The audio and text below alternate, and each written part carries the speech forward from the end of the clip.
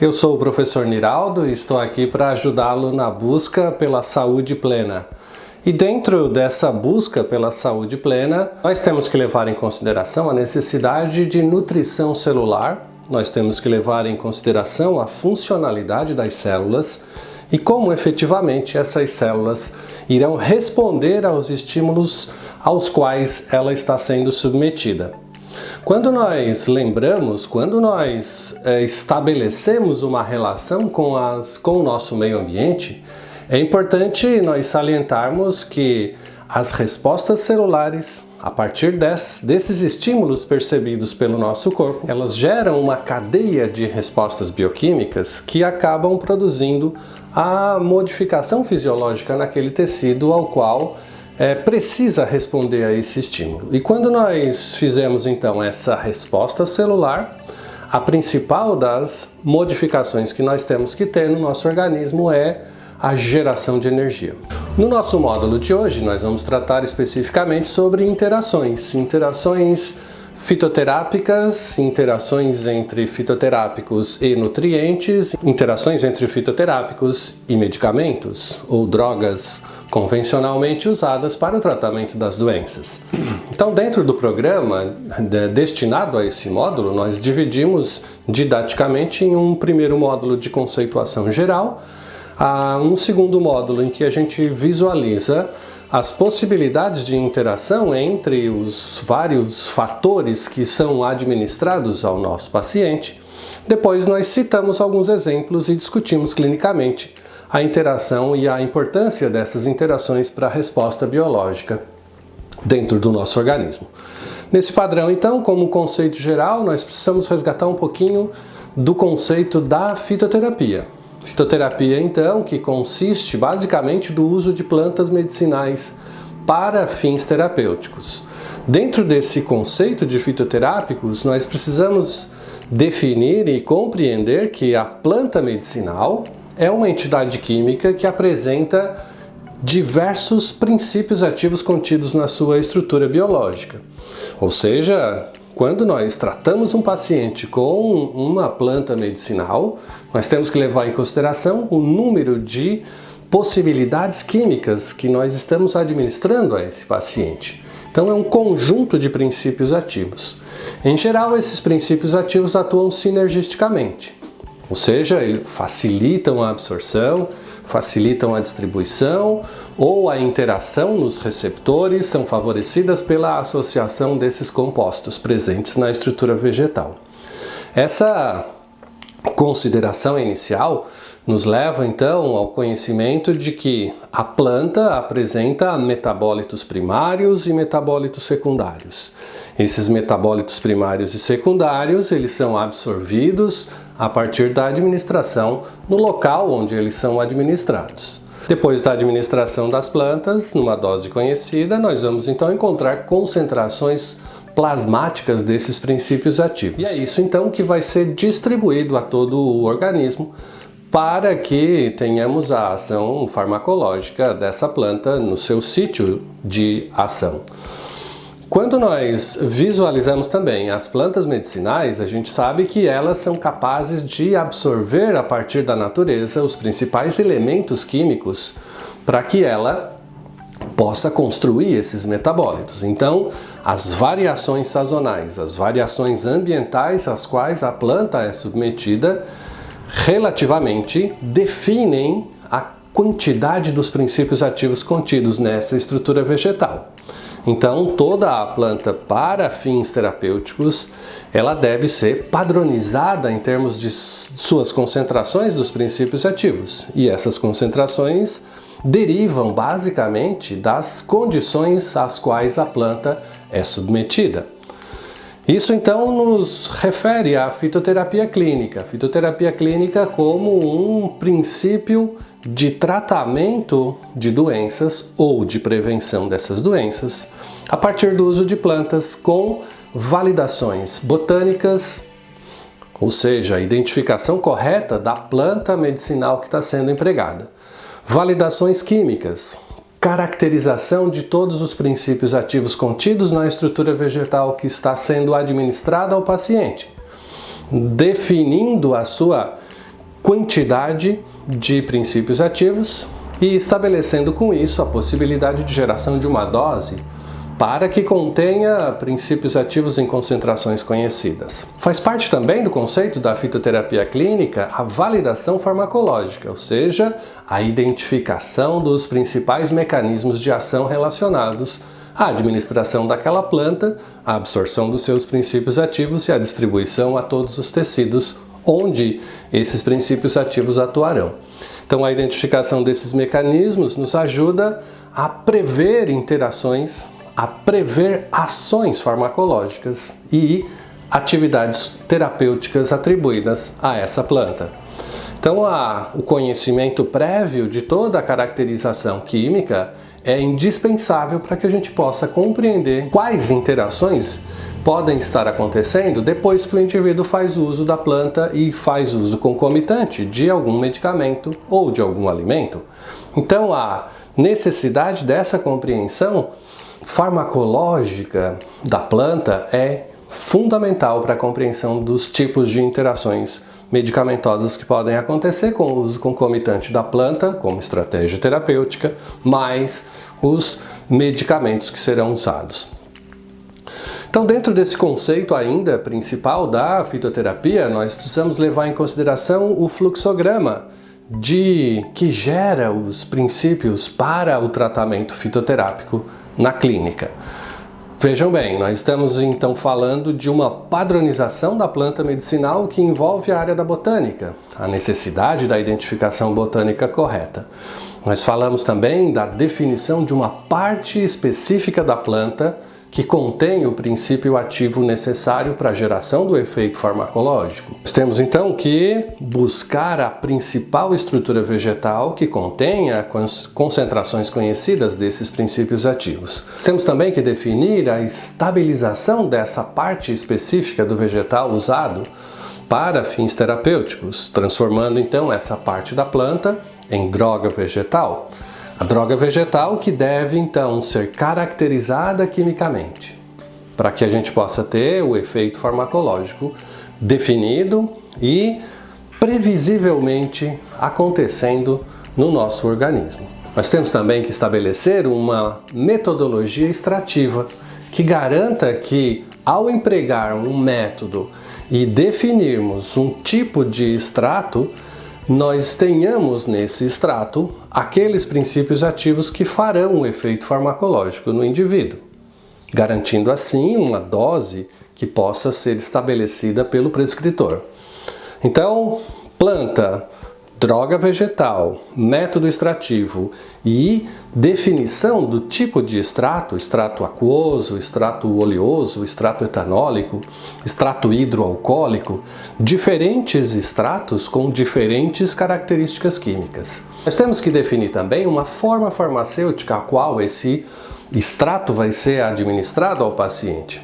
Pode ser, por exemplo, na forma líquida mesmo, na forma de extrato, de tintura, de extrato fluido ou de chá medicinal mesmo, mas pode ser também uma forma farmacêutica diferenciada, na qual o princípio ativo seja carreado para as concentrações plasmáticas de maneira mais eficiente, com menos transtornos, com mais eficácia, para que nós tenhamos concentrações plasmáticas adequadas e a geração de efeitos terapêuticos melhor definidas.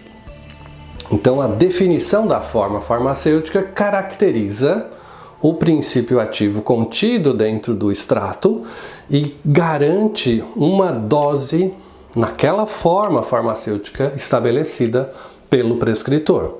Então vamos imaginar aqui, nós podemos ter um extrato que foi obtido a partir de uma droga vegetal.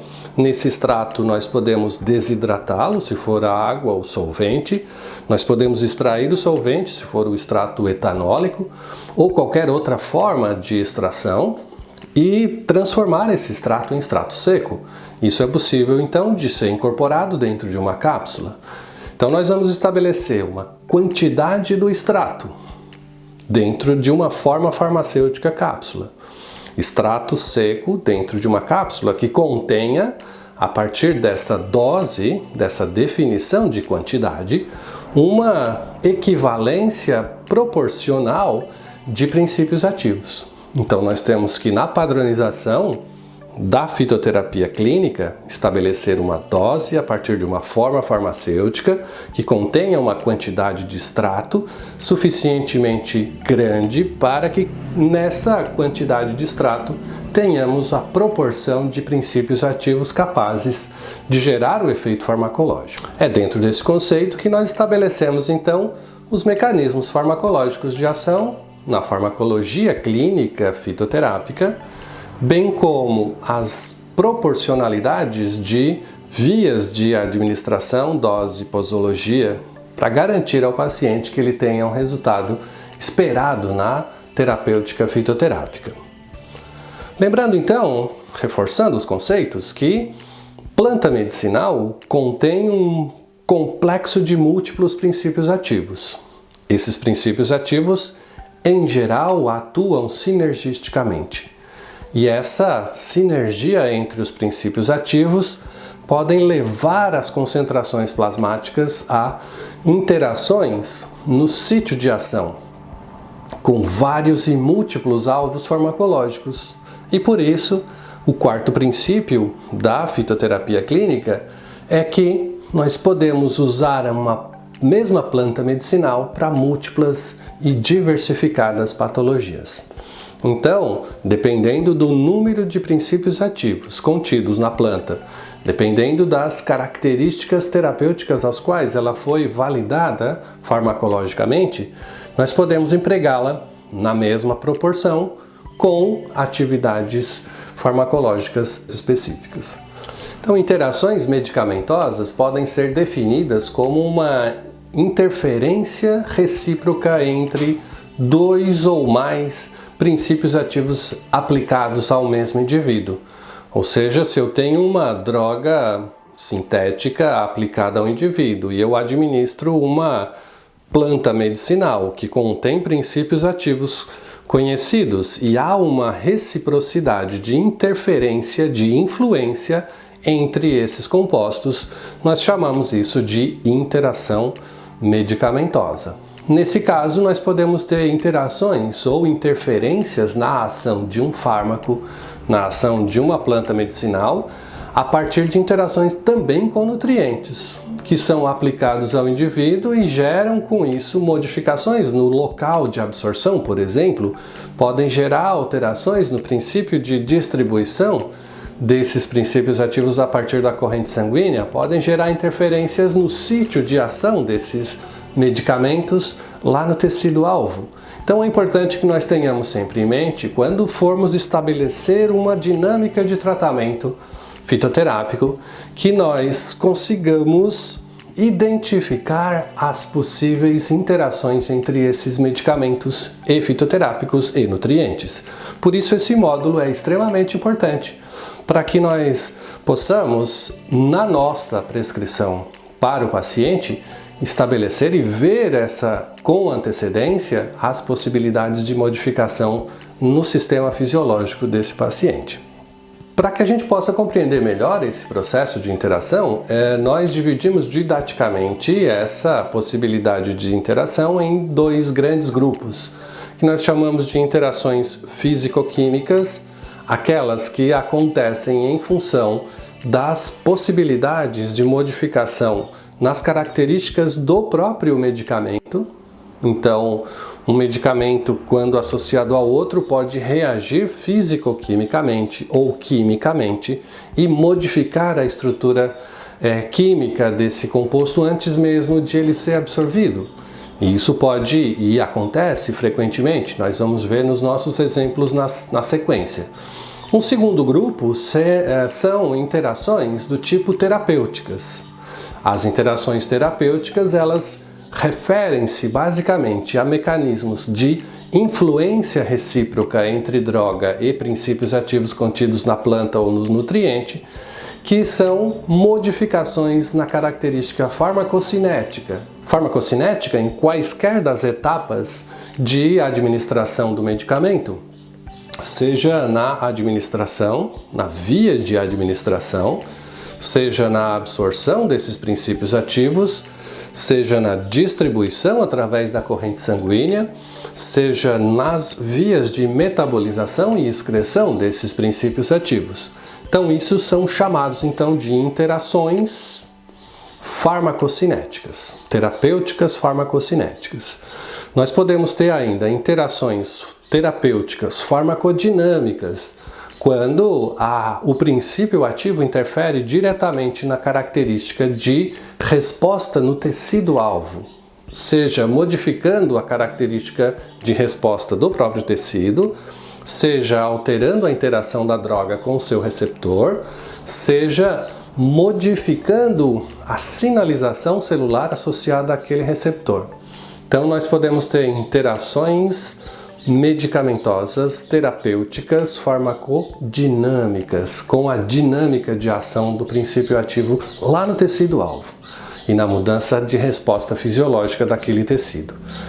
E ainda podemos ter, agrupadas a essas interferências terapêuticas, interações desconhecidas, nas quais a gente não tem ainda exatamente quais os mecanismos propostos. A gente vai ver alguns dos mecanismos lá mais para frente. Então nós vamos ver cada uma das possibilidades de interação, depois a gente volta com alguns exemplos e depois discute na clínica como isso é importante para a resolução de problemas de coadministração de drogas, fitoterápicos e ou nutrientes. A primeira das interações que nós vamos ver, então, é a interação do tipo físico-química, onde há a ocorrência de um solvente que pode interferir diretamente na característica do princípio ativo ou da droga que está sendo empregada.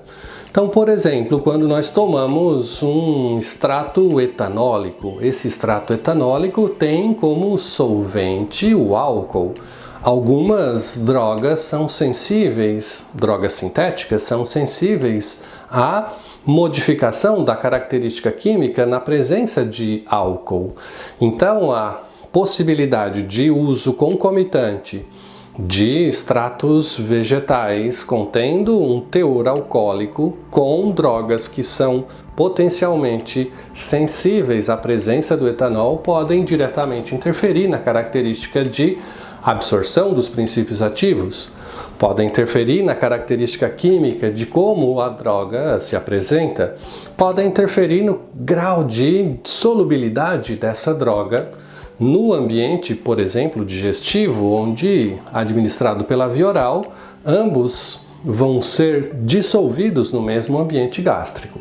Então, com isso, pode haver interação entre o solvente empregado com a droga que sofre interferência com esse solvente. Então, a primeira das necessidades para que nós possamos evitar essas interferências é saber se o medicamento que nós estamos administrando ao paciente tem algum tipo ou sofre algum tipo de modificação química na presença dos princípios ativos ou do solvente empregado na extração da planta medicinal.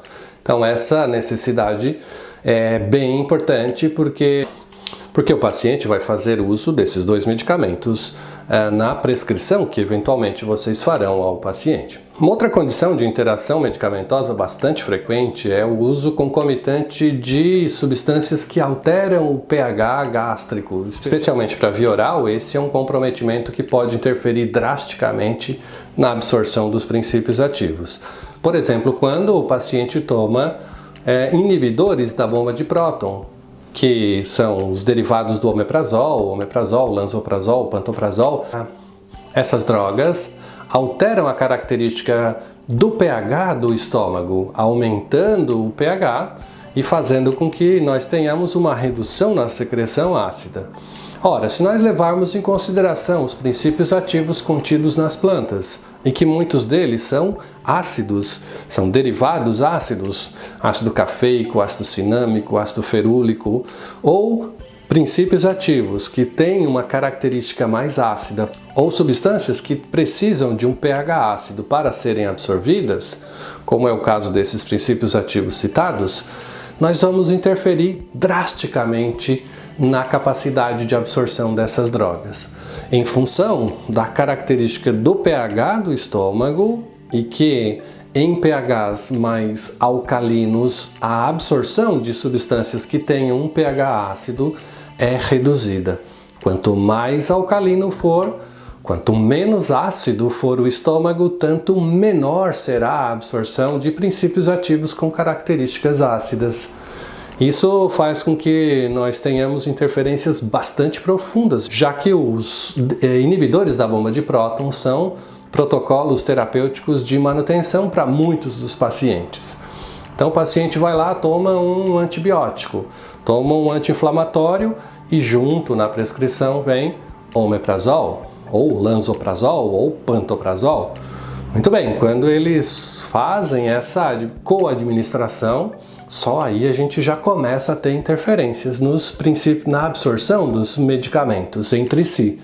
Já quando se faz o consumo de plantas medicinais associadas a esses inibidores da bomba de próton, certamente, se o princípio ativo contido dentro da planta for ou apresentar características ácidas, nós vamos encontrar uma redução na absorção e na concentração plasmática desses princípios ativos. Então, se nós tivermos uma planta, vamos imaginar aí um derivado do ácido cafeico que tem a ação antioxidante, e o ácido cafeico sendo consumido junto com o omeprazol, nós vamos ter concentrações muito pequenas desses derivados do ácido cafeico.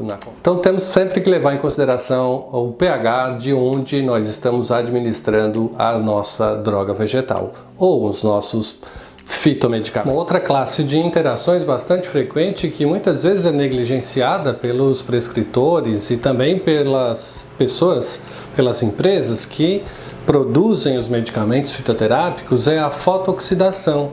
A fotooxidação é um processo bioquímico de decomposição dos princípios ativos que é mediado pela interferência da luz solar.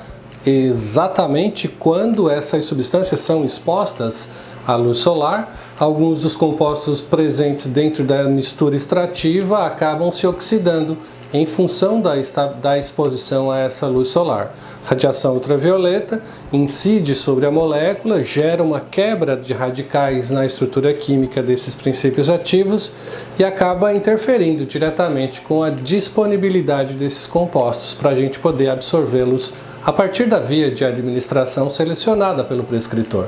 Então, sempre que nós formos trabalhar com extratos vegetais, é importante que nós tenhamos o armazenamento, a estocagem, o transporte e a forma de acomodação final desse extrato em um vidro âmbar, em uma estrutura de armazenamento que proteja a incidência da luz solar. A essas substâncias que são decompostas pela exposição à luz solar, a gente diz que são fotossensíveis. Essa fotossensibilidade química das moléculas pode interferir diretamente na quantidade dos princípios ativos contidos diretamente no extrato. E isso interfere, obviamente, na dose, na posologia, na prescrição dos medicamentos associados a esses compostos. Das interferências diretamente relacionadas aos processos terapêuticos, e em especial na interação farmacocinética, as principais vias de interferência que acontecem dentro dessa associação multifatorial da exposição do indivíduo a essas fórmulas, tanto a presença de medicamentos alopáticos, quanto a presença de medicamentos fitoterápicos ou conteúdos nutricionais, nós vamos interagir diretamente em 4 fatores principais relacionados à manutenção da ação do medicamento a partir das vias de administração selecionadas pelo prescritor. A primeira delas é a via de absorção. Então, os locais onde nós vamos administrar o extrato e ou administrar a droga e ou administrar o componente nutricional diretamente podem estar interferindo entre si com as vias de absorção. Então nós temos, por exemplo, pela via oral, a interferência que é possível de acontecer no ambiente gástrico ou no ambiente intestinal. Por exemplo, quando nós fizemos uma associação positiva entre a administração de cúrcuma e de piperina, A piperina faz um aumento da vasodilatação, promove uma vasodilatação local no intestino, favorecendo a absorção da curcumina. Apesar de essa absorção ser potencialmente importante para a ação da curcumina, ela é mediada pela ação da piperina. Veja um outro conceito interessante quando nós administramos, por exemplo, e nesse caso uma interação negativa, o caso dos omeprazóis, dos derivados azóis que nós já mencionamos agora há pouco. O omeprazol altera ou afeta diretamente o pH do estômago. Isso faz com que a absorção de compostos com características ácidas presentes nos princípios ativos contidos na planta sejam reduzidos. Então, a alteração funcional do pH do estômago pode diretamente interferir com a farmacocinética de absorção dos princípios ativos. Então, nós podemos relacionar aqui esse grupo de interações muito frequentemente presentes na terapêutica clínica dos nossos pacientes. Nós podemos ter também interferências diretamente no processo de distribuição plasmática, quando os princípios ativos, os marcadores, são absorvidos para a corrente sanguínea e competem diretamente pela ligação às proteínas plasmáticas. E, com isso, alteram a característica de distribuição através da corrente sanguínea para os tecidos-alvo de drogas entre si. Podemos ter, por exemplo, uma droga que tem um determinado grau de ligação às proteínas plasmáticas, que na presença de componentes derivados das plantas podem se alterar. E aí nós temos uma mudança na constituição de transporte através da corrente sanguínea dessas drogas. E isso interfere diretamente. Nós podemos ter também alterações que estão diretamente relacionadas ao metabolismo dessas drogas. Por exemplo, quando nós alteramos a capacidade da metabolização induzida pela citocromo P450 pelo uso concomitante de duas ou mais drogas. Nós podemos ter diretamente influência também nas vias excretoras, nas capacidades que o organismo tem de eliminar os metabólitos gerados a partir das vias de metabolização. Então nós podemos interferir diretamente na via de eliminação e alterar com isso a característica de distribuição plasmática e a própria concentração plasmática dos princípios ativos. Então, quando nós analisamos a interferência de um fármaco com um fitomedicamento ou com um nutriente que altera diretamente as características farmacocinéticas uns dos outros, isso a gente conceitua então como interações terapêuticas do grupo farmacocinéticos. O segundo grupo de interações terapêuticas são as interações farmacodinâmicas. As interações farmacodinâmicas, quando nós temos a influência direta de uma droga sobre a outra nos parâmetros de resposta bioquímicos celulares ou na interação do fármaco com o seu respectivo receptor ou com a sua sinalização celular, alterando a constituição bioquímica da célula promovida pela estimulação do receptor. Então, quando há uma interferência concomitante entre um fármaco, um princípio ativo ou um componente nutricional com as ações do medicamento no tecido-alvo, nós chamamos essa interação de interação terapêutica do tipo farmacodinâmica. Dentro desse contexto, nós temos que levar em consideração também algumas condições do próprio indivíduo que está fazendo uso. Interações relacionadas a fatores diretamente ligados ao paciente, como a idade do paciente. Jovens, adultos ou idosos têm taxas de metabolismo, taxas de absorção, respostas farmacodinâmicas diferentes em relação à administração do medicamento. Imagina então o quão mais é importante o conhecimento das interações possíveis para que nós possamos prever respostas diversas daquelas para as quais nós estamos pensando terapeuticamente. Então, fatores ligados aos pacientes devem sempre acompanhar a anamnese e a seleção terapêutica para a prescrição no paciente. Estados clínicos do paciente também são fatores importantes e relevantes na hora da prescrição.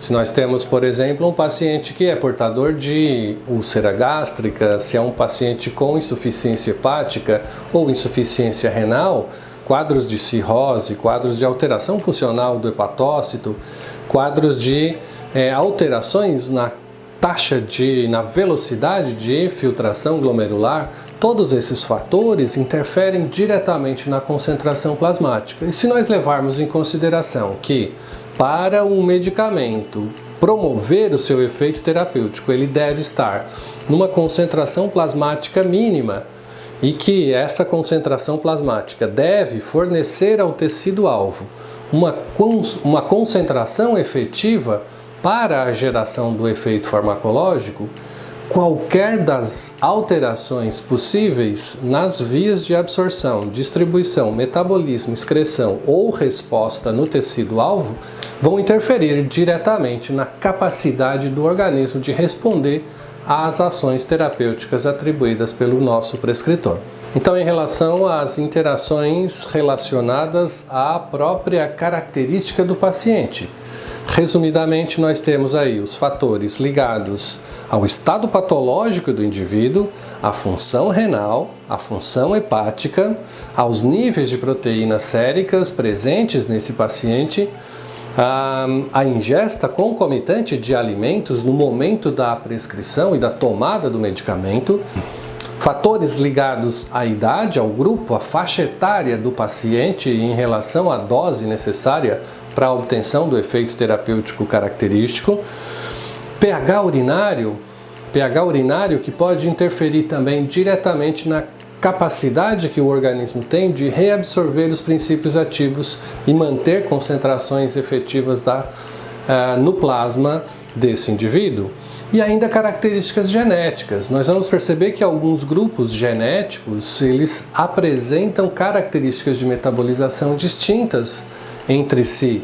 O que a gente recomenda para os prescritores é, na anamnese, na tomada dos sinais clínicos e sintomas, também levarem em consideração para o processo da prescrição fitoterápica racional, aquela que tem base científica, que tem dose definida, que tem características químicas proporcionais ao efeito terapêutico, que leve em consideração, anote e faça uma correção da dose para que nós tenhamos uma efetividade no processo de tratamento do nosso paciente, levando sempre em consideração todos esses fatores. Fatores ligados ao paciente, fatores ligados às características farmacocinéticas, farmacodinâmicas, físico-químicas e químicas da interação possível entre drogas, medicamentos fitoterápicos, plantas medicinais e ou alimentos ou nutrientes.